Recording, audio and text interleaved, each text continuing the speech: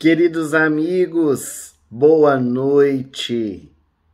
Que as bênçãos de Jesus envolvam os nossos corações em muita paz, em muita harmonia. Que bom podermos nos reencontrar novamente, mesmo que seja virtualmente, mas com um propósito tão positivo de estudar o Evangelho e de auxiliar a fraternidade sem fronteiras. Os nossos encontros virtuais em torno de Jesus e os apóstolos, que têm o objetivo de fazer uma viagem à época de Jesus, para nós nos inteirarmos a respeito da vida daqueles que conviveram com o Mestre nos primeiros dias, as primeiras horas, também tem o objetivo de arrecadar fundos para a Fraternidade Sem Fronteiras, uma instituição que há 11 anos tem realizado um trabalho tanto aqui no Brasil quanto na África. Para você que ainda não conhece a instituição, acesse o site, está aparecendo aqui no visor do nosso vídeo, o endereço eletrônico para que você possa acessar oportunamente, conhecer as atividades, apadrinhar o projeto, engrossar as fileiras junto conosco. É sempre uma alegria poder contar com o auxílio de corações que entendem a causa da caridade que não tem fronteiras. Durante todo o nosso trabalho, aqui na nossa tela, ficará disponível o QR Code. Você pode apontar a câmera do seu celular para o QR Code e vai abrir então um site para que você possa fazer a sua doação, o valor que desejar. Todos os valores são bem-vindos para as atividades da nossa instituição. Você também pode fazer transferências bancárias através do Pix, que é o CNPJ da instituição. No nosso chat ao vivo está disponível todas as contas e o Pix para você poder fazer a sua transferência. Para nós iniciarmos hoje o nosso encontro virtual, hoje nós vamos ter a participação do querido Divaldo Franco. Ele também é um apoiador da causa da Fraternidade Sem Fronteiras. Em nosso terceiro encontro, que foi realizado aqui em Belo Horizonte, no Mineirão, Divaldo trouxe uma mensagem muito produtiva, endereçada a todos os nossos corações, a nós que somos fraternistas, padrinhos e madrinhas, e é uma forma também de todos vocês, os nossos internautas, conhecer um pouco mais da instituição. É um vídeo bem curto, mas com grande profundidade. Vamos escutar a mensagem que Divaldo Franco deixou para todos nós. Quais os cuidados que nós, enquanto trabalhadores desta organização que cresce, devemos observar? Não perdermos as origens. Virão ideias técnicas, muita tecnologia de ponta, e nós perdemos o toque do amor. Não perdermos a simplicidade.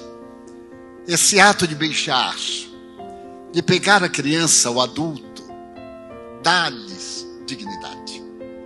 Fazer que eles reconheçam que são imprescindíveis, são valiosos. Vai crescer realmente. E tudo que cresce muito corre o risco de fender-se, de quebrar-se.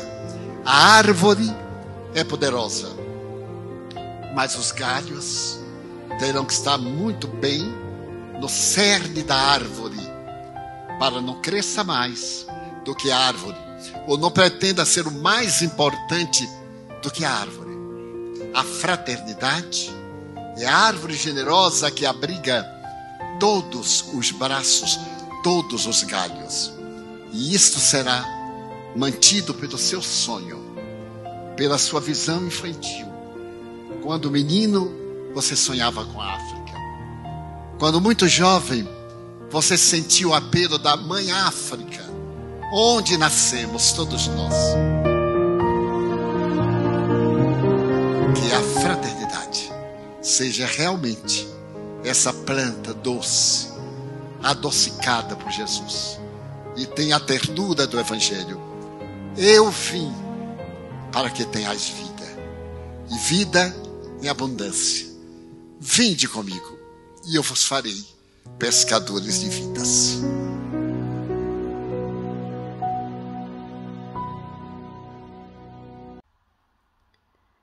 A palavra de sabedoria do nosso querido Divaldo Franco sempre nos leva a grandes reflexões. Que nós, a Fraternidade Sem Fronteiras, possamos manter as bases seguras nos princípios estabelecidos para a instituição e que não percamos de vista o amor ao próximo sem nenhum tipo de fronteiras. Ah, meus amigos, como é bom! Como é bom podermos viajar pelas páginas do Evangelho para poder aprender a respeito dos primeiros seguidores. Hoje o nosso encontro é em torno de Judas Tadeu, o apóstolo da força física. E você que quiser assistir ou reassistir os nossos encontros anteriores, os demais apóstolos que nós já trabalhamos, esse é o 8º encontro. Você pode acessar a playlist aqui no nosso canal no YouTube, Jesus e os Apóstolos, e assistir, compartilhar com os amigos, para que também possam conhecer a vida desses homens, desses espíritos missionários que estiveram aqui na Terra para poder nos ensinar. Sempre nos nossos encontros virtuais, nós temos um momento artístico, um momento de elevo espiritual, onde buscamos, por meio de uma música, fazer a nossa prece de abertura. E hoje nós vamos contar com a participação de Lau Porto, que vai nos trazer uma canção em homenagem a Maria, a mãe de Jesus e mãe nossa. Então vamos com ela elevar os nossos pensamentos para, após o cântico, iniciarmos efetivamente o nosso trabalho com a palestra em torno do tema que foi divulgado. Estejamos com Lau Porto nestes instantes, na sua música em homenagem a Maria de Nazaré.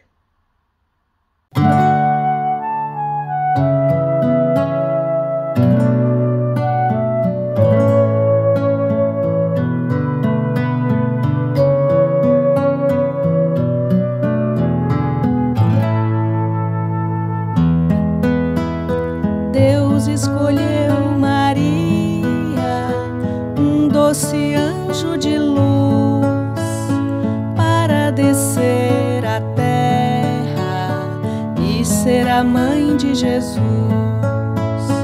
Por onde ela passava, cantavam os passarinhos, flores do campo se abriam para enfeitar seu caminho.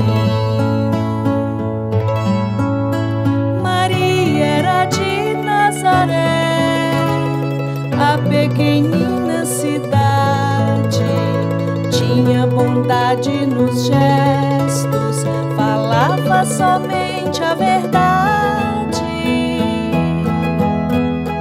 E tudo aconteceu como Deus Pai queria. Junto a Jesus somos filhos do coração de Maria.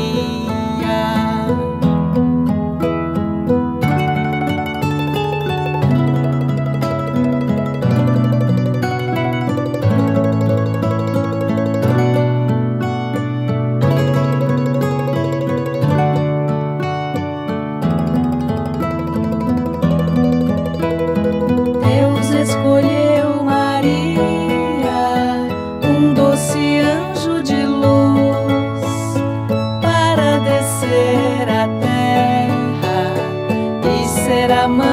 Jesus. Por onde ela passava, cantavam os passarinhos, flores do campo se abriam para enfeitar seu caminho. Maria era de Nazaré, a pequenina cidade, tinha bondade nos gestos, falava somente a verdade. E tudo aconteceu como Deus Pai queria. Junto a Jesus somos filhos do coração de Maria. E tudo aconteceu como Deus Pai queria. Junto a Jesus somos filhos do coração de Maria. Maria, mãezinha.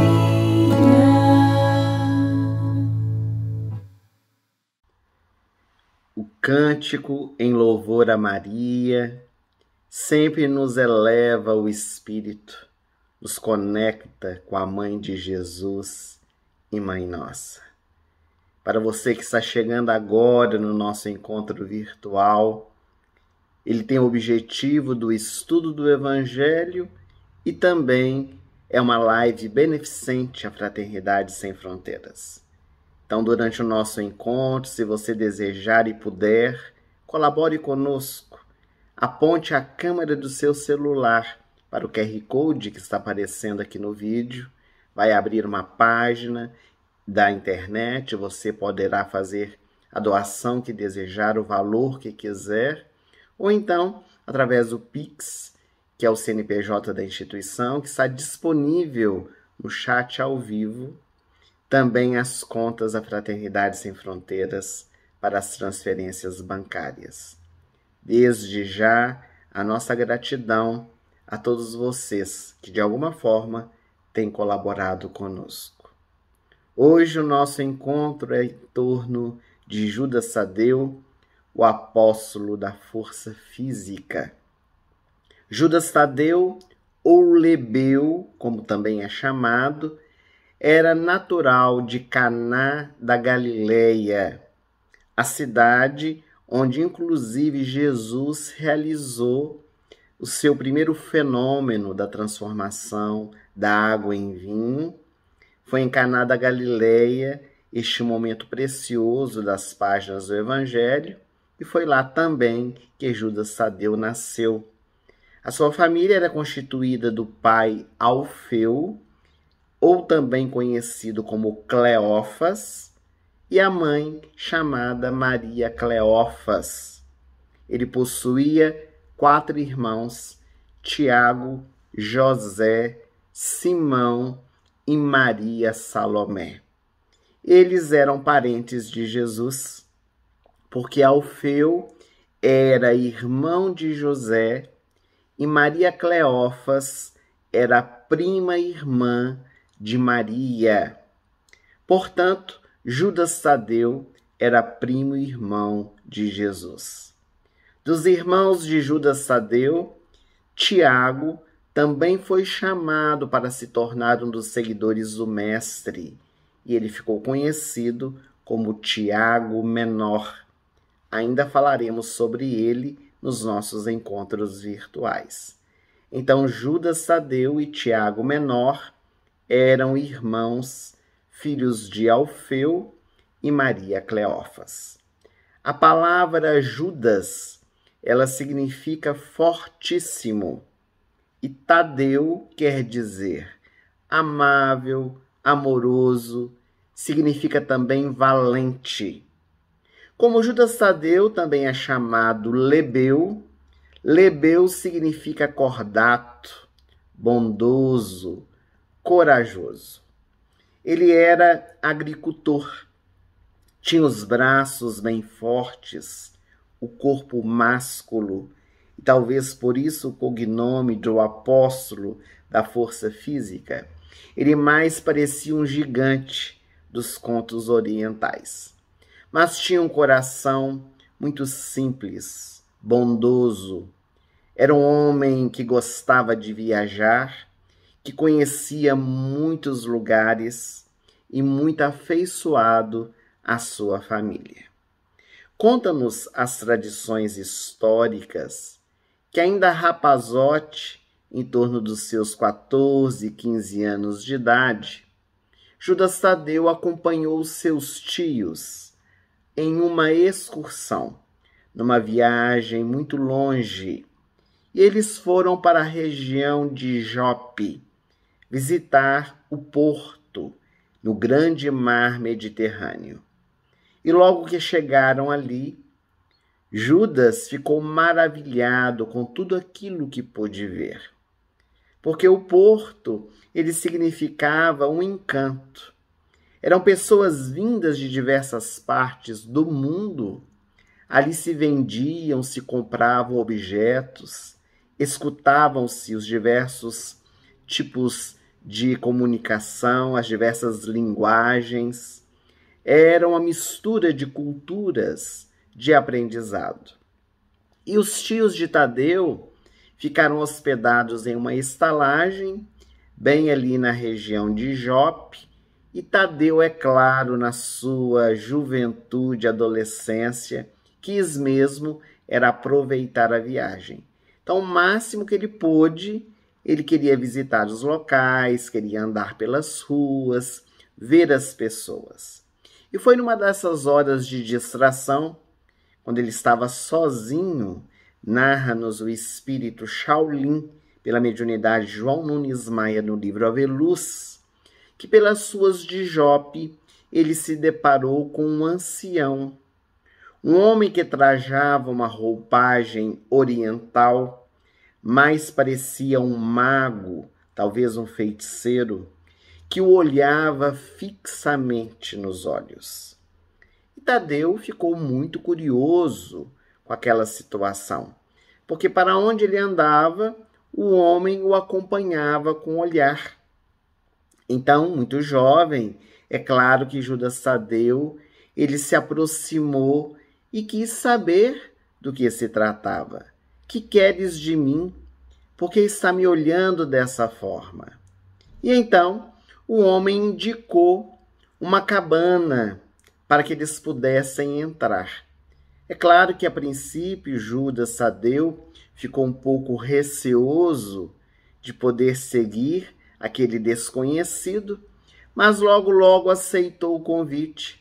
E quando ele entrou dentro daquela cabana tosca, ele encontrou um tapete e um monturo que estava ao chão, coberto por um pano negro. E então o homem desconhecido convidou-o para que ele pudesse se assentar. Um se assentou diante do outro, no meio daquele monturo, no meio estava o monturo, e então aquele homem que jamais Judas Tadeu tinha visto, olhou nos olhos dele e disse: Tadeu, meu filho, o meu nome é Basílio. Judas Tadeu ficou surpreso, como é que ele poderia saber o seu nome? E então Basílio continuou: eu tenho 98 anos e nunca me esqueço do amor de Deus para com todas as criaturas. Eu não sei como você vai receber-me na posição em que me encontro, pelo que eu vou te falar, diante da pouca idade que você tem. No entanto, é o meu dever te revelar algo que a vida está guardando para o seu coração.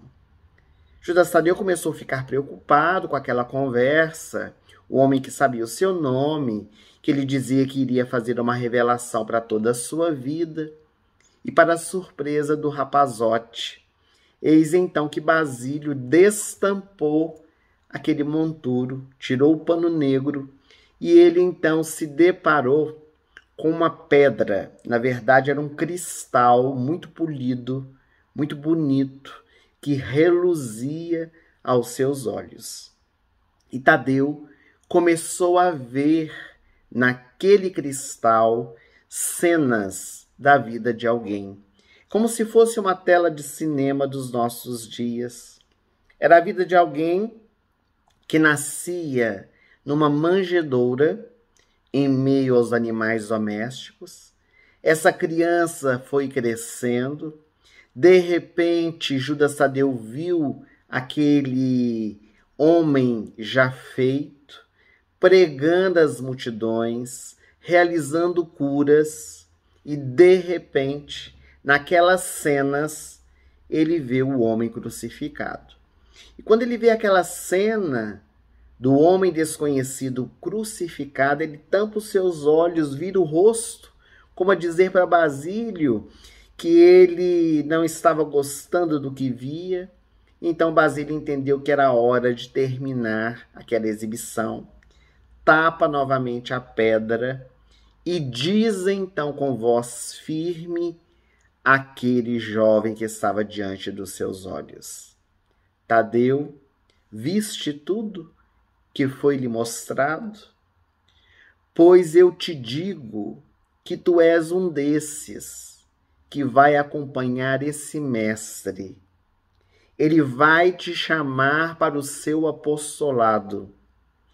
Ele é a luz do mundo. Ele é o Cristo anunciado pelos antigos profetas. Passaram-se os anos. Tadeu nunca se esqueceu do velho Basílio, mas ele nunca também contou para ninguém o que havia acontecido ali naquela tenda, as revelações que lhe foram feitas, mas trazia dentro do seu coração aquelas palavras que marcaram profundamente a sua alma. Então, aquele encontro ali em Jope jamais ficaria esquecido para Judas Tadeu. Passou-se então um tempo, ele se tornou um homem feito, e no dia em que ele encontrou Jesus, ele o reconheceu. Era justamente aquela personagem que havia surgido no cristal, na tenda do velho Basílio. E a emoção veio ao coração de Judas Tadeu. A história, nem os benfeitores espirituais nos contam quando foi que Judas Tadeu foi chamado, o local onde ele foi convidado. O fato é que ele foi, então, convidado para se tornar, primeiramente, um discípulo e, posteriormente, naquela famosa manhã, junto ao mar da Galileia, dentro do barquinho de Simão Pedro, Jesus nomeia 12 homens, e entre os chamados estava Judas Tadeu.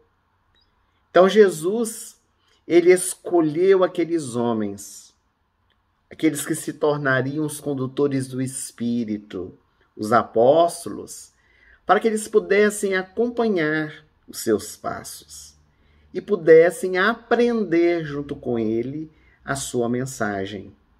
Porque o desejo é que eles mais tarde, após a sua morte, pudessem dar continuidade na divulgação da mensagem divina do Evangelho. Então, para isso, Jesus formou com esses primeiros seguidores uma família inseparável, que tinha muito respeito, muito amor, muita união. Os apóstolos, eles não pertenciam a uma classe social elevada. Não eram sacerdotes, não eram filósofos, eram homens simples. Também não eram homens cultos, muito antes pelo contrário. Às vezes eles tinham dificuldade de entender os ensinamentos de Jesus. Conforme nós dissemos, Judas Tadeu era um agricultor. E muitas vezes a mente de Tadeu não conseguia armazenar tanto conhecimento. Ele escutava a mensagem de Jesus e às vezes ficava perdido com tanta informação, com tantas belezas que eram trazidas e ele não conseguia memorizar. E às vezes nem extrair o conhecimento ou o entendimento que vinha envolvido principalmente nas parábolas. Então, muitas vezes ele precisava da cooperação dos outros seguidores, até mesmo de Jesus, para que com esforço ele pudesse sentir um pouco daquilo que era abundante nos outros discípulos, que alguns outros tinham muita facilidade de entender o que Jesus dizia, mas Judas Tadeu não. E ele foi uma testemunha da vida do Mestre. Ele acompanhou os passos de Jesus, bebeu daquela fonte inesgotável de amor e de sabedoria e sempre tentava realmente reter dentro do seu coração aquelas informações. É claro que com o convívio com Jesus, à medida que o tempo foi passando, depois daquela fase de obscuridade mental, no esforço que fazia para poder compreender a mensagem, foi se abrindo pouco a pouco o entendimento, como que se fosse por um encanto. E muitas vezes ele conseguia desvendar, depois de algum tempo, é claro, os segredos, ou melhor dizendo, a essência da mensagem que as parábolas de Jesus queriam trazer. Para Jesus, o mestre por excelência, tanto a Galileia quanto o mais longínquo ponto do infinito merecia o mesmo carinho, o mesmo respeito. As leis se faziam portadoras do mesmo amor de Deus para com toda a criação. E Tadeu compreendia também dessa forma. Ele queria deixar de ser um galileu para se tornar um cidadão universal.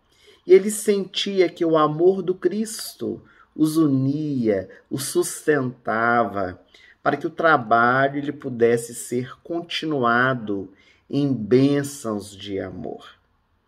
Todos os momentos vagos que Judas Tadeu possuía, ele sempre queria aproveitar da melhor forma possível. Fosse junto com Jesus, para poder tirar as suas dúvidas, nos diálogos memoráveis, estando em Cafarnaum, em Betsaida, em Betânia ou em Jerusalém, não importava onde fosse, mas ele sempre queria estar por perto, dialogar sobre os ensinamentos, para que ele pudesse ir fortalecendo o seu coração. E muitas vezes ele tinha momentos muito especiais com seu irmão, Tiago Menor, como seria natural. Os dois irmãos entrelaçados pela consanguinidade, mas também pelos laços de afeição ao Evangelho, eles tinham oportunidade de poder conversar, de trocar experiências. Muitas vezes, quando Judas Tadeu não entendia alguma coisa, perguntava ao seu irmão, ou vice-versa. Então, era uma oportunidade que eles tinham de aprendizado. E numa dessas oportunidades, eis então que Judas Tadeu, conversando com Tiago Maior, perguntava para ele, ou melhor, Tiago Menor, perguntava para ele se ele tinha observado como que os ensinamentos de Jesus eram profundos, como que ele trazia de forma tão clara os ensinamentos, e o que encantava mais em Judas Tadeu era o que hoje se chamaria na pedagogia os recursos didáticos utilizados pelo mestre para que a sua mensagem pudesse ser trazida. Então Judas Tadeu queria saber se Tiago Menor, o seu irmão, ele havia observado essa vivência junto de Jesus. E Tiago, sorridente, disse: meu irmão, Em Jesus, o fenômeno não é somente na fala, é em tudo. Vejamos os gestos dele, o seu andar, a sua cadência que fascina. Seu olhar diz tudo o que ele pensa. O seu modo de agir, os seus cabelos parecem dizer alguma coisa. A sua presença já é uma mensagem para todos nós. Tadeu, ele fica assim muito envolvido com aquela fala do seu irmão que mais parecia uma poesia. Mas ele continua falando: você já observou, Tiago, que até os animais entendem o mestre? E parece que ele igualmente também fala e compreende os animais, a natureza. Isso é muito profundo para todos nós, Tiago. Eu fico meditando sobre isso.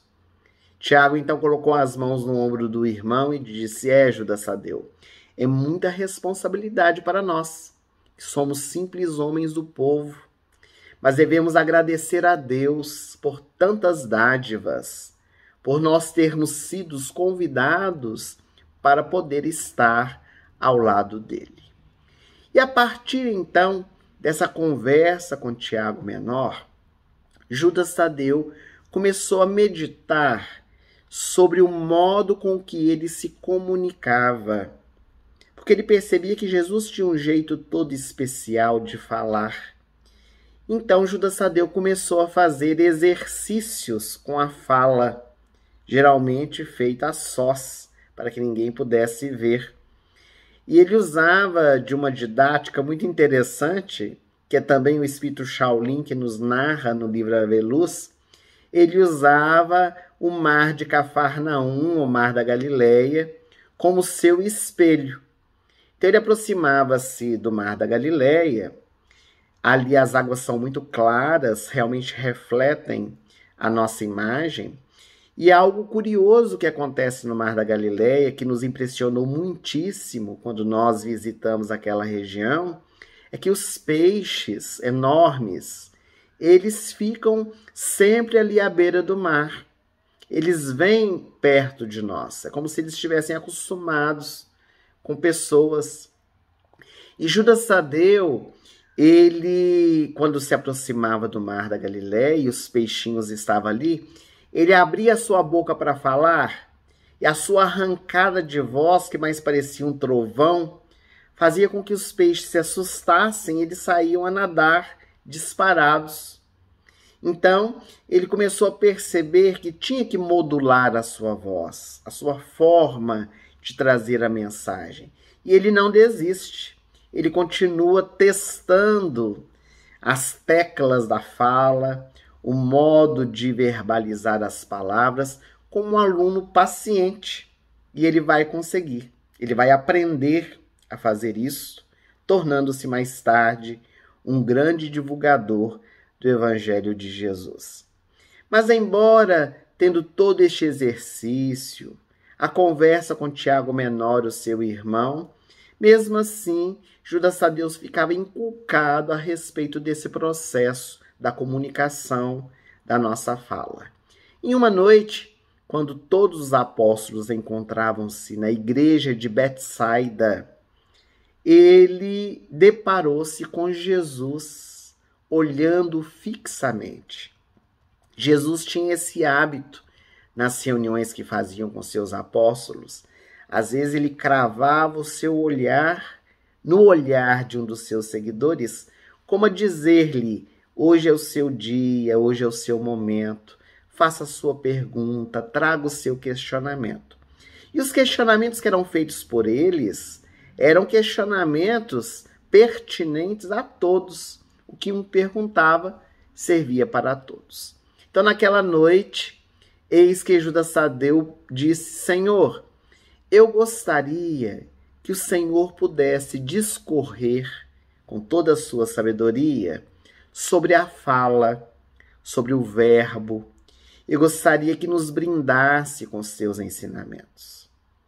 E então Jesus perpassa o olhar por todos que estão ali reunidos, e ele diz: Tadeu, a palavra tem um poder incalculável na formação das coisas, partindo do Todo-Poderoso para nós. É muito justo que nós busquemos purificar o nosso verbo, para que ele possa iluminar a nossa alma. É pela palavra que nós ficamos sabendo da existência, da grande luz que mora em nós, que se expressa pela sabedoria do amor. Os ensinos dos céus muitas vezes chegaram ao mundo dos homens por meio da palavra, especialmente por meio das parábolas, da história que enriquece, que ilumina, que esclarece, que instrui.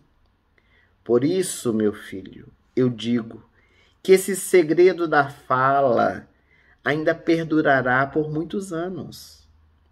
Se pudesse ver o que sai da boca de um homem quando está irado, quando a maledicência é a cogitação, quando a vingança se transforma em ódio, terias muito mais cuidado no falar e no pensar.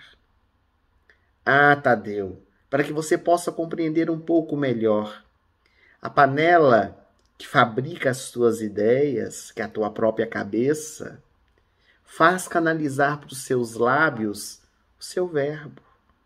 E ela, a mente, a cabeça, deve ser limpada, da mesma forma como limpas a vasilha depois da comida. A vez de limpar a mente dos pensamentos maus, impuros. Porque assim como sentimos que uma comida e uma roupa mal cheirosa não nos cai bem, não pode nos trazer alegria, também a cabeça imunda, a mente perversa, os pensamentos malsãos, também vão nos incomodar muito mais. Não queiras compreender na sua totalidade essa ciência de falar bem de um momento para outro, porque o trabalho, ele é paulatino. O mestre de todos nós, que é Deus, que é o dono do tempo, faz-nos compreender pouco a pouco o valor que há na nossa palavra. E naquele instante, Jesus silenciou para que todos pudessem meditar, pudessem refletir sobre os seus ensinamentos. E naquela noite, Judas Tadeu não pôde ter melhor aula a respeito da fala, procurando moldar ainda mais a forma de se comunicar para ser agradável àqueles que escutam. E realmente, quando nós nos expressamos por meio da fala, nós falamos muito daquilo que somos. Há pessoas que falam de uma maneira agressiva, pessoas que falam de maneira destemperada, pessoas que às vezes falam sem pensar, que agridem, que machucam. Então é necessário que a nossa palavra ela venha bordada deste tom de levar a mensagem positiva, de bom ânimo, de esclarecimento, buscando estabelecer com as pessoas uma boa relação. Na convivência com Jesus, talvez de todas as ocorrências, a tarefa apostólica que o Mestre empreendeu aqui na Terra, dos encontros com o Mestre e os seus ensinamentos, a cura, especialmente dos endemoniados, como eram chamados, constituíam os fatos que mais impressionavam os apóstolos, e especialmente Judas Tadeu. Dentre os companheiros de Jesus, Tadeu era o que mais se deixava impressionar por aquelas cenas dolorosas, quando eram trazidas à presença de Jesus aquelas pessoas, aqueles homens e mulheres que soavam gritos desesperados, alguns pareciam até animais, envolvidos por espíritos malfazejos, que simplesmente, com a presença amorável de Jesus, afastavam-se de suas vítimas. Jesus tinha essa presença marcante que envolvia, que libertava os corações, que acolhia os espíritos infelizes. E muitas vezes, quando isso era realizado, e Judas Tadeu pôde ver por diversas vezes Jesus curando os chamados endemoniados, ele estendia os seus olhos para o mestre, maravilhado com aqueles feitos e desejoso que um dia ele pudesse também fazer. E naquele cismar, naquele modo de pensar, muitas vezes voltava, era recorrente essa ideia na cabeça de Judas Tadeu. Ele queria um dia agir como Jesus. Ele queria também conseguir expulsar os chamados demônios, ou os espíritos malfazejos que atormentavam as pessoas que viviam aqui na terra. E numa tarde, ali na cidade de Cafarnaum, estava Tadeu em um profundo cismar. Ele olhava para as águas calmas do mar da Galileia, meditando sobre a sua vida, quando Jesus se aproximou dele. Judas Tadeu não precisou verbalizar nada. Ele estava pensando somente. E o pensamento de Judas Tadeu era o seguinte: por que razão o Mestre Jesus não lhes transmitia de forma automática aquele poder de expulsar os demônios, para que ele pudesse também ter esse dom de lidar com os adversários da causa divina aqui na Terra. Então ele ficou realmente envolvido com aquele pensamento e nem percebeu a presença de Jesus ao seu lado. Ele não notou que Jesus estava se aproximando dele naquele instante. Então, para surpresa de Judas Tadeu, eis que Jesus quebra o silêncio com uma pergunta. Tadeu, qual o principal objetivo das atividades da sua vida? Ele então olhou para o mestre com muito carinho, disse: Senhor, eu estou procurando realizar o reino de Deus dentro do meu coração. Disseste bem. Se procuras então uma semelhante realidade, por que reclamas no adversário em primeiro lugar? Não seria justo esqueceres aqueles outros para pensar nas tuas próprias necessidades neste sentido? Os que vestem a túnica do mal envergarão um dia a da redenção pelo bem. Acaso Judas Tadeu poderia duvidar disso? Não podemos de forma alguma olvidar, esquecer o bom combate, porque só a luz do amor divino é bastante forte para poder converter uma alma à verdade. Mas é preciso saber que todos nós possuímos o livre-arbítrio e cada um acordará no momento oportuno. Que bom que acordaste. Que bom que já tivestes dentro do peito este clarão. Agora, faça o melhor de si mesmo para poder atingir os píncaros da plenitude, para que possa iluminar o seu coração. E eu te digo, podereis fazer tudo o que eu faço e muito mais.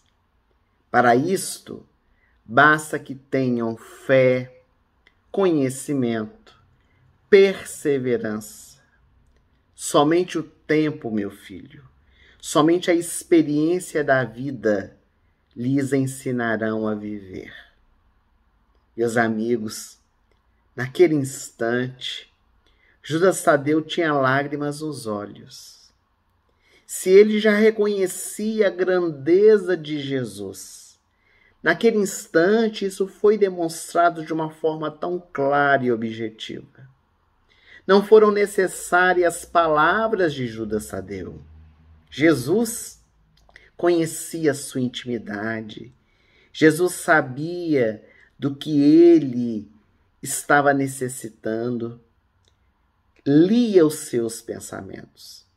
E ele guardou daquela noite a doce voz de Jesus, que lhe disse: podereis fazer tudo o que eu faço e muito mais.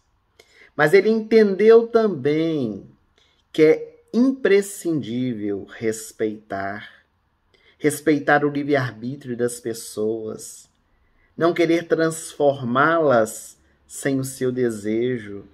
É preciso que cada um caia dentro de si mesmo, reconheça a necessidade da transformação, do aperfeiçoamento.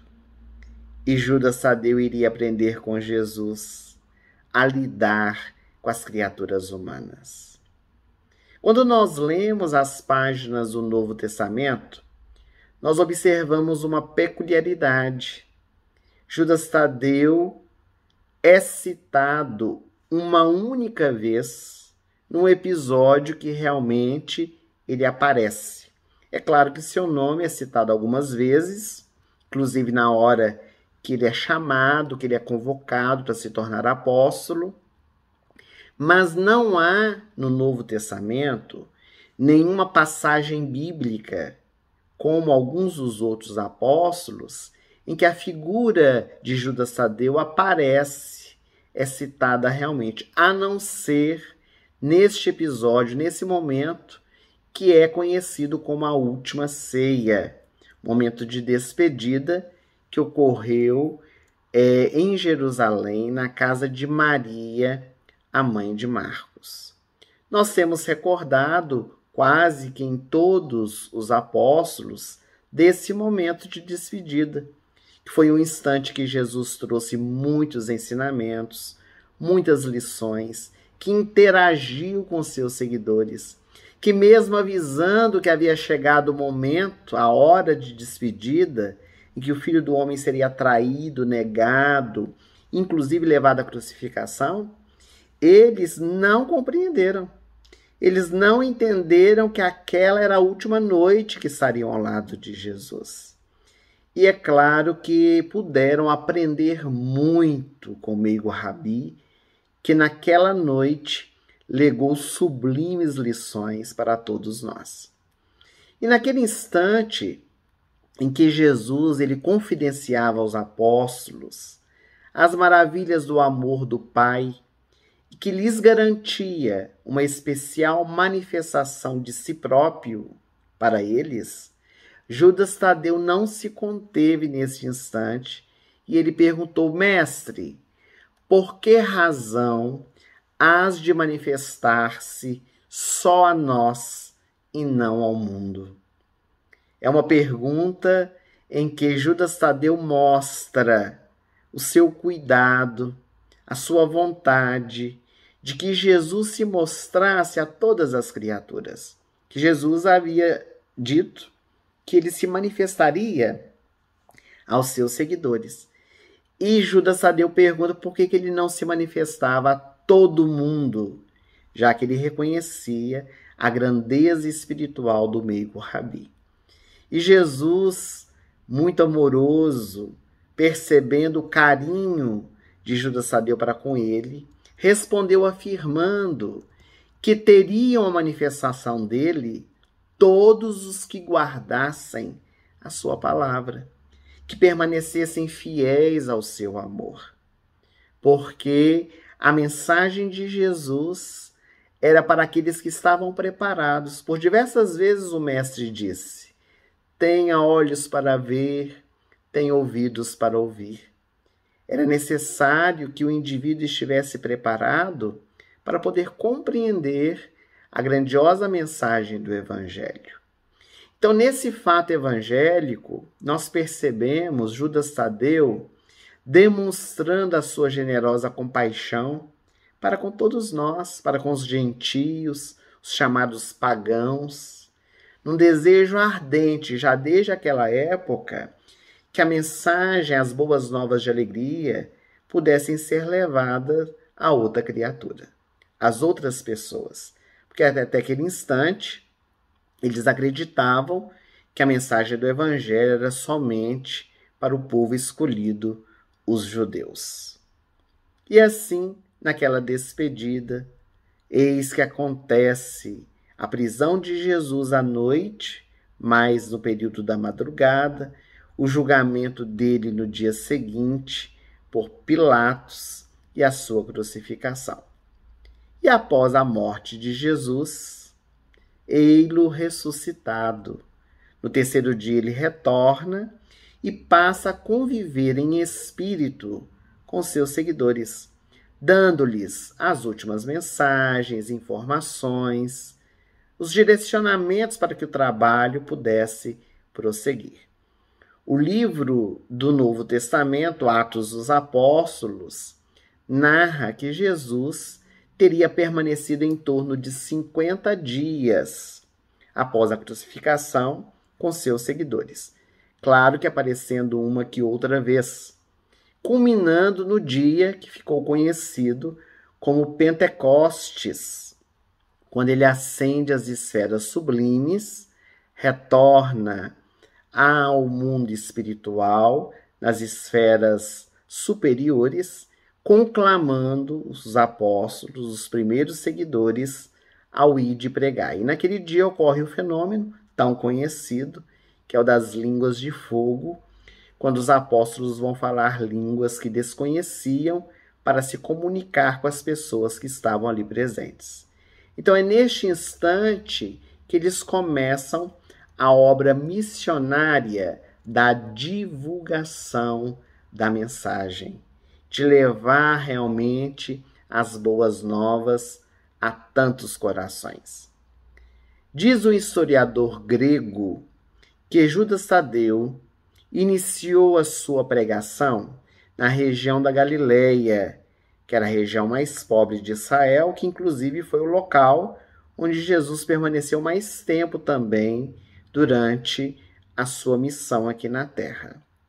Mas depois, Judas Tadeu também passou pela Samaria e chegou a ir à região da Idumeia, visitando também outras localidades judaicas. Foi a partir, no entanto, do ano 50, depois de ter participado do primeiro concílio que se deu em Jerusalém, que ele foi evangelizar a região da Mesopotâmia, indo também à Síria, à Armênia e à Pérsia. Segundo consta, foi um dos fervorosos apóstolos que pregou a fé, que pregou a mensagem do Evangelho, mesmo passando por perseguições, sofrimentos. O livro Atos dos Apóstolos vai citar algumas vezes Judas Tadeu, diferentemente dos evangelistas que narram a história de Jesus. Lucas, no Atos dos Apóstolos, dá notícia do trabalho de Judas Tadeu. Mas além da palavra, que foi um mecanismo que ele utilizou para levar a mensagem, inclusive depois de ter conversado com Jesus a respeito disso, ter feito o trabalho no Mar da Galileia, da entonação, ele também deu o testemunho. O mais bonito da vida dos apóstolos são os exemplos que eles deixaram, porque puderam testemunhar para as pessoas que é possível vivenciar a mensagem do Evangelho. E essa coerência da sua fé, da sua vida, impressionou os pagãos.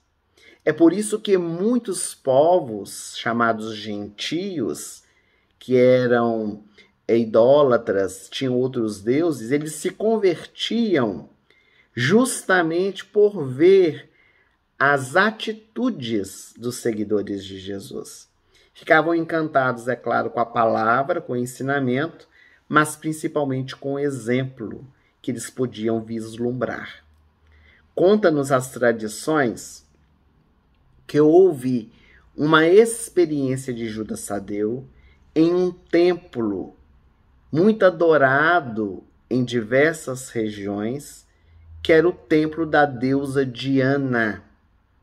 Judas, ali no meio do povo, ele diz a todas as pessoas: para que ficais sabendo que estes ídolos que vós adorais são falsos, deles sairão os demônios e os hão de quebrar. Era um dia muito claro, ainda era dia, manhã, início de tarde, quando de repente, para surpresa de todos, o céu escureceu e começou a se formar uma terrível tempestade, com trovões, com relâmpagos, que caiu sobre a cidade e principalmente sobre o templo, matando alguns feiticeiros, alguns sacerdotes que eram pagãos. E isso provocou a fúria invejosa daqueles que eram adoradores à deusa Diana. Naturalmente que essas histórias que nós trazemos, algumas delas, elas fazem parte da história universal. São registros de pesquisadores, historiadores, que nos falam a respeito da vida dos apóstolos de Jesus. Então, em relação a este fato, conta-se que os sacerdotes e feiticeiros pagãos, ministros do templo da deusa Diana, começaram a empreender uma grande perseguição contra Judas Tadeu, incitando inclusive a população contra ele. E foi assim que no ano 70 ele foi morto de uma forma bem cruel. Ele foi morto a golpes de machadadas. Então Judas Tadeu, ele tornou-se Marte, doando a sua própria vida por amor a Jesus. Hoje, nas tradições da Igreja Católica Apostólica Romana, a imagem de Judas Tadeu, ela é retratada com um livro, que é a palavra que ele pregou, as anotações que ele trazia para fazer as suas pregações, os seus sermões, mas também a sua imagem traz a machadinha, que é o símbolo do seu martírio. Por volta do ano 800 depois de Cristo, no tempo de Carlos Magno, as relíquias, ou seja, os restos mortais de Judas Tadeu, foram trazidos do Oriente para o Ocidente e atualmente se encontram na Basílica de São Pedro, em Roma, junto ao túmulo de Simão Pedro. Aqui no Brasil, tudo que se tem de Judas Tadeu, segundo também conta a história, é um pedaço de osso dele, um pedaço do seu esqueleto, do seu cadáver, foi trazido para o Brasil.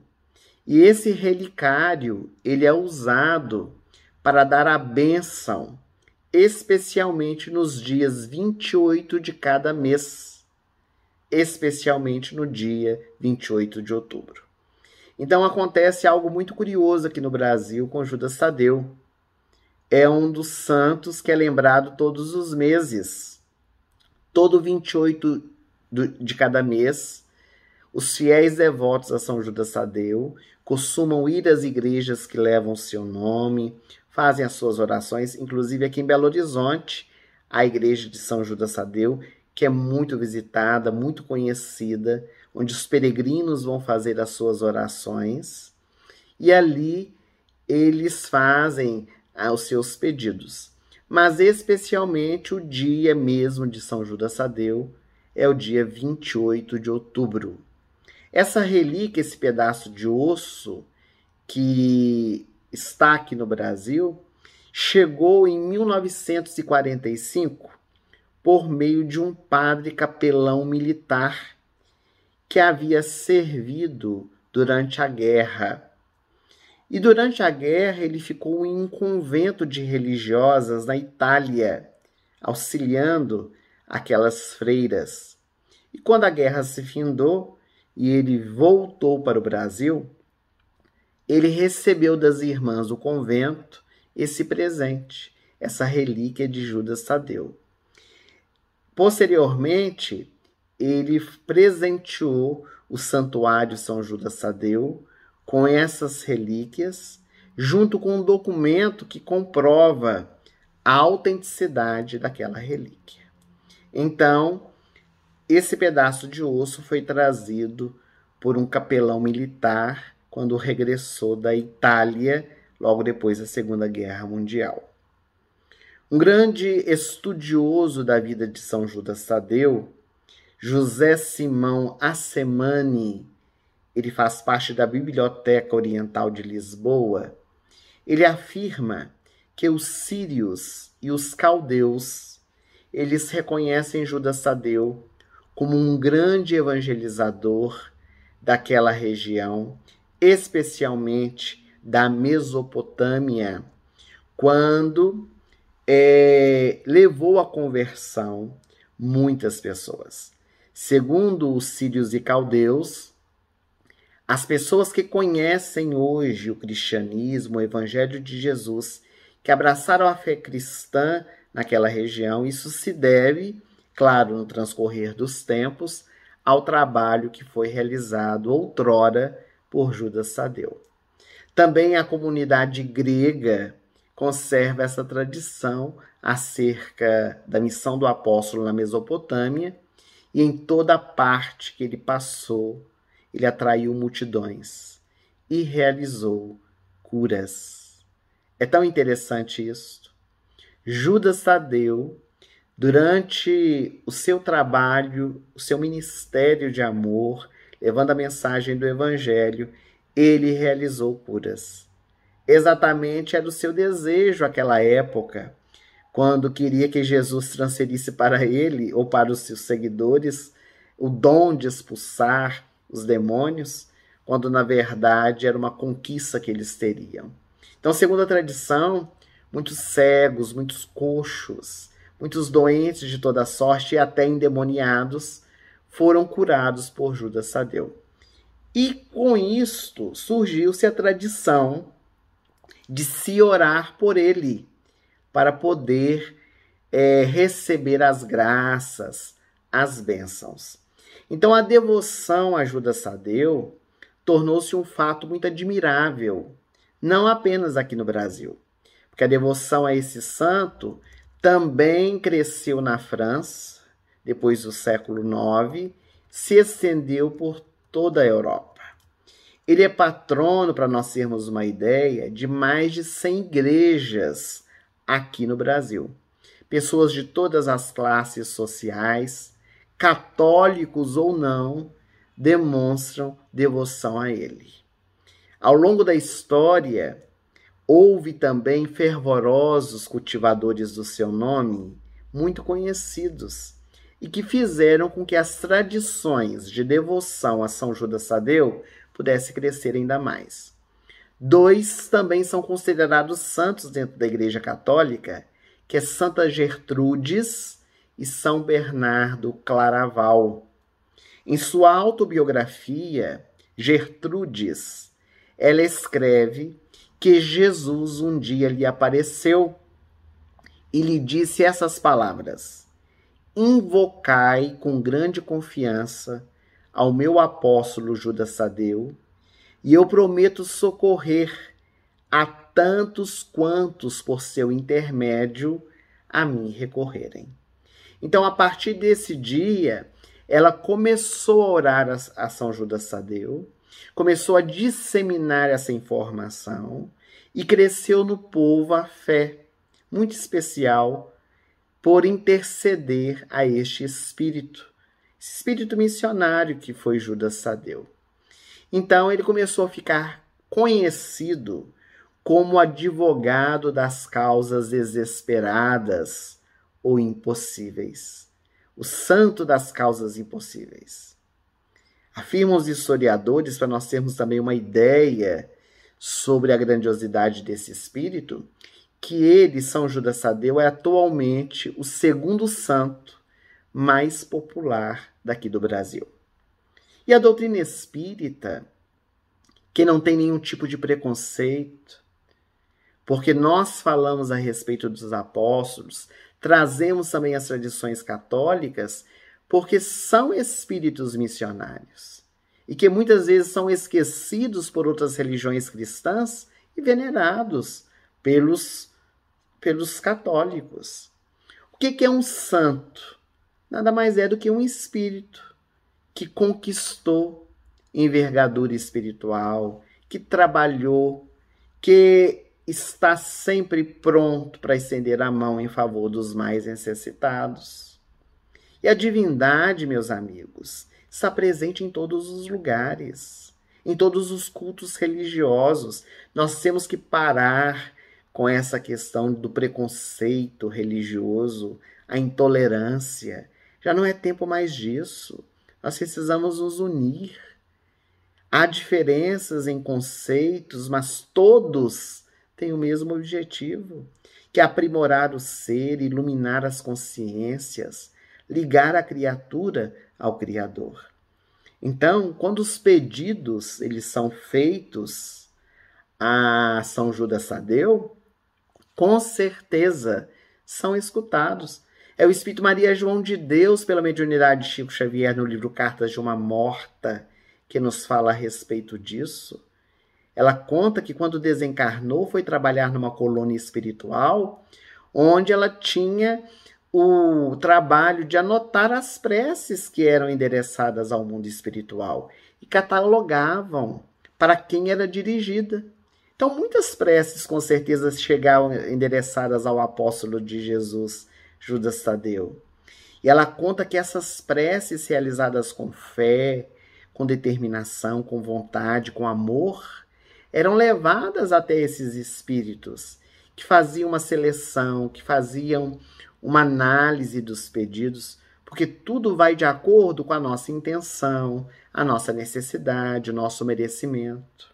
Mas com certeza há um carinho muito especial desses seres que já têm conquista para poder estender a sua mão em favor de todos nós. Então, assim como nós espíritas oramos a Jesus, ou às vezes a um espírito ao qual nós temos ligação, quantos de nós já não oramos solicitando Bezerra de Menezes, a nossa querida Sheila, aos nossos espíritos protetores? Também os católicos oram os chamados santos. E com certeza esses nossos irmãos abnegados, como é São Judas Tadeu, está atento para estender a mão. Judas Tadeu também escreveu uma brevíssima carta, uma epístola muito pequena, que se encontra no Novo Testamento, que passa até despercebida. É uma das epístolas que está no Novo Testamento. Depois confiram, vale a pena. A epístola de São Judas é uma severa advertência contra os falsos mestres e um convite para podermos manter a pureza da nossa fé. E nós vamos terminar a nossa participação na noite de hoje, em torno de Judas Tadeu, com os versículos 22 e 23, que vão propor pontos fundamentais de um programa de fé cristão. Ele diz: fé, oração, auxílio mútuo e confiança na misericórdia de nosso Senhor Jesus Cristo. Fé, oração, auxílio mútuo e confiança da misericórdia de nosso Senhor Jesus Cristo. Antes de nós finalizarmos, não saiam daí, porque nós temos a poesia ainda em torno de Judas Tadeu. Nós queríamos apenas dar alguns breves recadinhos. O primeiro deles é que em breve nós vamos divulgar o nosso outro encontro virtual, que é o nosso 9º encontro, a respeito de Mateus, o apóstolo do conhecimento. vai ser o nosso próximo estudo, o apóstolo Mateus. Também queríamos convidar a todos os nossos internautas que estão nos acompanhando para dar o seu like no vídeo, se tiverem gostado, é claro, do nosso encontro. Também a você que está visitando pela primeira vez o nosso canal, para que se inscreva, logo abaixo do vídeo ao item inscrever-se, aperte, também ative as notificações do sininho, para que assim nós consigamos divulgar um pouco mais pela internet o bem, o evangelho e a doutrina espírita. Para finalizar, a nossa gratidão a todos que estão aqui conosco presentes, aqueles que doaram à Fraternidade Sem Fronteiras. E o nosso instante final, a nossa prece, será uma poesia que foi intuída pelo Espírito Maria Dolores, a Charles Alexandre Simões Pires, que fala a respeito de Judas Tadeu. A poesia se chama Lebeu, que é o outro nome que Judas Tadeu é conhecido nas páginas do Evangelho.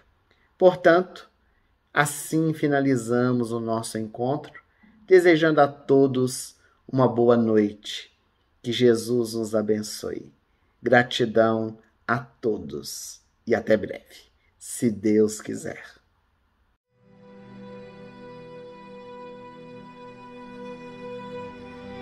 Lebeu.